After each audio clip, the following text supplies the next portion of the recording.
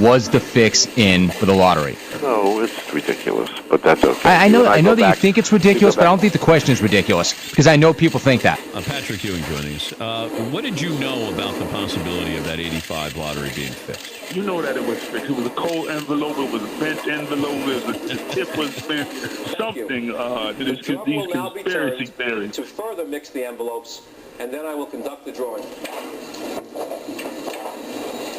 That is Jack Joyce. He's the head of security for the NBA, spinning the drum. About 6 turns, I think.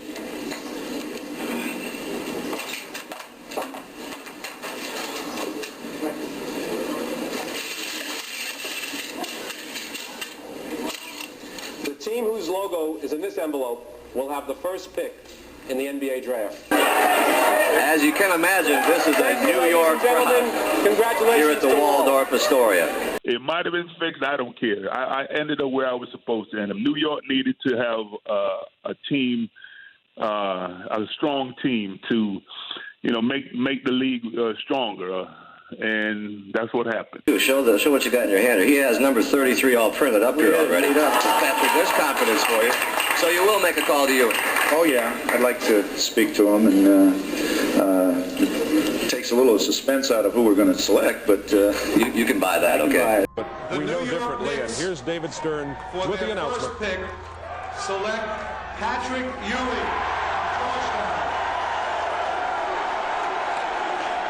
The 1985 NBA Draft Lottery. Many say it's the biggest conspiracy in all of professional sports.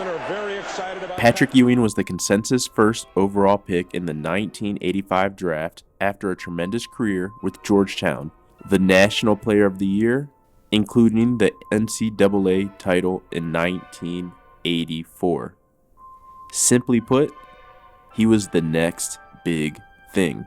At that time, David Stern was the league commissioner. 1985 marked the first time the lottery took place after owners got sick of teams blatantly tanking for the top pick. The 7 teams that didn't make the playoffs the season before all had an equal chance, 14.3%, of getting the first overall pick.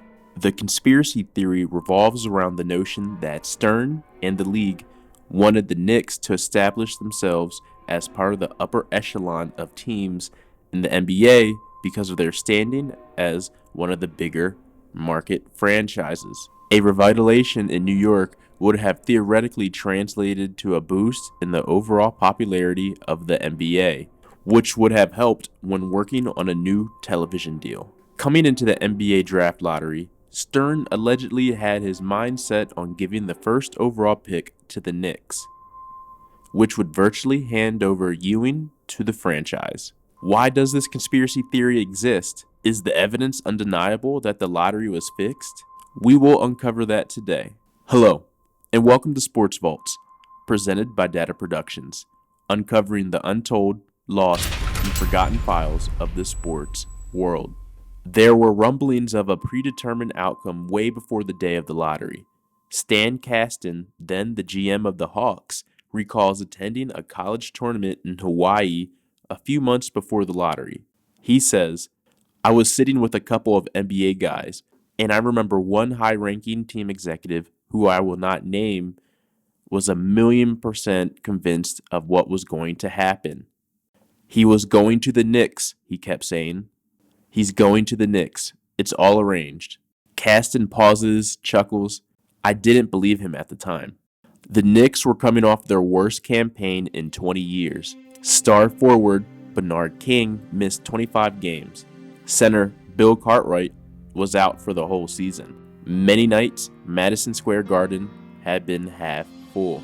If there was a perfect landing spot for Ewing, it was New York, the league's biggest market. Many consider the 1980s the golden age of the NBA, but most of that growth in popularity came in the second half of the decade. In the spring of 1985, Michael Jordan was still a rookie on a bad Bulls team, the modern Lakers-Celtics rivalry was still blossoming, and the NBA was dogged by dwindling attendance, money-leaking franchises, and a cocaine problem so widespread that an '82 Los Angeles Times story reported that 75% of the players were on drugs. Just 2 years earlier, the league had come close to disbanding 6 of its 23 teams. Jordan also spilled the beans in the Last Dance documentary series, where he said most of his Bulls teammates in his early years were drug abusers. The NBA's 4-year, $91.9 million TV deal with CBS was set to expire after the season. Ewing in Sacramento wasn't going to be sexy, but Ewing in the Big Apple? The New York Times wrote before the lottery, "There is a strong feeling among league officials and television advertising executives that the NBA will benefit most if Ewing ends up in a Knicks uniform." David Stern was promoted from his position of NBA Executive Vice President to Commissioner in February of 1984 at 41. Instituting the lottery was one of his first acts, and most agreed a necessary move to protect the league's integrity. Yeah, integrity. But what he did next was equally novel. He decided to televise it. The NBA had credentialed more than 100 media outlets and invited over 100 guests, all of whom crowded into the Starlight roof on the 18th floor of the Garden. It was to take place at halftime of a Sixers-Celtics playoff game. The ball, a plastic drum, was the brainchild of Rick Welts, a 32-year-old rising star in the NBA office whom Stern had deputized to design a lottery that would be both fair and against all odds entertaining. Welts and his team turned to Hugh Raskey, a set designer known for working on presidential debates. After rejecting a number of ideas, they settled on using the drum to shuffle 7 envelopes, each one a square foot. In retrospect, it seems like a peculiar decision. Square objects don't exactly roll inside a circular container like ping pong balls. But the hope was to make the ceremony seem more dignified, and everyone agreed that ping pong balls felt more like a circus, or an actual lottery. More important was to get the team logos on the cards inside the envelopes to pop on the 20-inch screens around the US. And if they were going to be placed in order on a shelf, they needed to be square. As the conspiracy theory goes, the Knicks envelope was either purposely giving a creased corner while it was being tossed in the ball, or it was frozen to make it easier for Stern to choose. One report in New York tabloid suggested that Ernest and Winnie, the accounting firm involved in the lottery, played a role in the rigging. Ernest and Winnie just so happened to also be the auditing firm for Golf and Western. Asked about the possibility of a fix, Madison Square Garden president Jack Crump responded, "Hey, I told them how to fix it 60 days ago. You can call up Ernest and Winnie and you say, if we don't get Ewing, you're fired."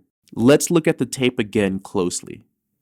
A white-haired man from the accounting firm of Ernest and Winnie, Jack Wagner, was tossing 7 envelopes in the plastic globe at a time, pausing for the briefest of moments, perhaps to adjust his aim, before dumping in the 4th envelope, which bangs off the interior of the drum, creasing the corner.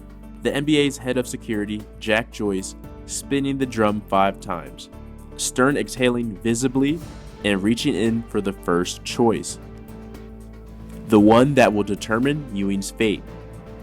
Stern immediately goes straight to the bent card without thinking about shuffling up the cards more, grasping and turning over the envelopes, then lifting out the lucky one, which just so happened to have the creased corner. The Knicks indeed won the number 1 pick. The young commissioner was elated. "We were very pleased with the lottery," Stern told the press. "The interest was great. People are talking about the lottery instead of the drugs, unauthorized franchise moves, or anything else negative." And the numbers backed him up. The league saw spikes in the overnight ratings, according to the producers, and lottery coverage led many sports sections. Stern grew up a Knicks fan. The Knicks finished with the 7th worst record, but just so happened to win the lottery in the first year the 7th worst team could. Dibrasher happened to have a Knicks number 33 jersey with him, with Ewing's name on the back of it, ready to display on live TV. An Indianapolis TV station used a freeze frame to point out that the corner of the Knicks envelope was bent. Other reports surfaced claiming the envelope had been placed in a freezer so that it would be colder to the touch and easier for Stern to pick out. If people want to say that the lottery was fixed, fine, Stern said. As long as they spell our name right, that means they're interested in us. That's terrific. This lottery fiasco prompted the league to change the format of the lottery. Ping pong balls were introduced shortly after, and that has been the norm ever since. The Knicks prospered greatly for over a decade because of the Hall of Fame services of Patrick Ewing, even if they never got a title out of it. What is your take on this topic? Do you think the NBA fixed the 1985 lottery? Let me know your thoughts below in the comments. Like and subscribe for more investigation content like this. This was Sports Vaults, presented by D.A.T.A. Productions. See you next time.